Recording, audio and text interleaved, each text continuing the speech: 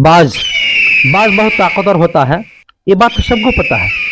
लेकिन बाज के ताकतवर होने के पीछे कितनी सारी कठिनाइयां, कितनी मुसीबतें और कितनी संघर्ष रही होगी, ये बात शायद ही सबको पता है। तो चलिए आज मैं आपको इस वीडियो में बताता हूं कि बाज को ताकतवर बनने के पीछे कितनी सारी हार्डवर्क करना पड़ा और कितनी संघर्ष करनी पड़ी है। जैसे दूसरे पक्षी होती है कि उन्हें उनकी माँ उनका खाना लाकर उनकी के मुंह में डाल देती है, लेकिन बाज के बच्चे के साथ ऐसा नहीं होता। बाज की माँ बाज के लिए खाना लाकर दूर में रख देती है और बाज को खुद चलकर अपना खाना को खाना पड़ता है। बाज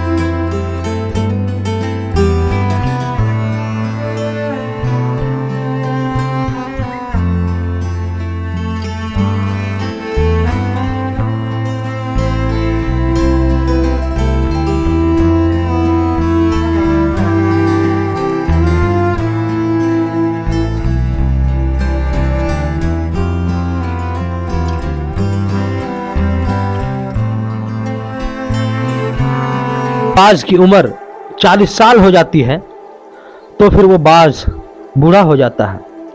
तब उनका ये सेकंड दौर आता है कि बाज इतना कमजोर हो जाता है कि अपना शिकार भी नहीं कर पाता।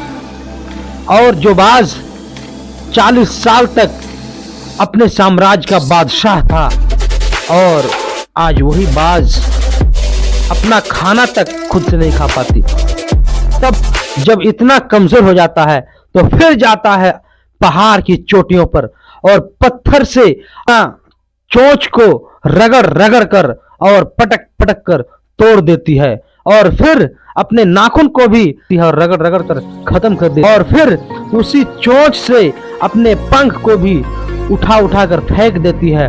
फिर जब इतनी सारी प्रक्रिया हो जाती है तो बाज के जिस्म से इतना सारा खून बहने लगता है कि वो बाज खून से लथपथ हो जाती है।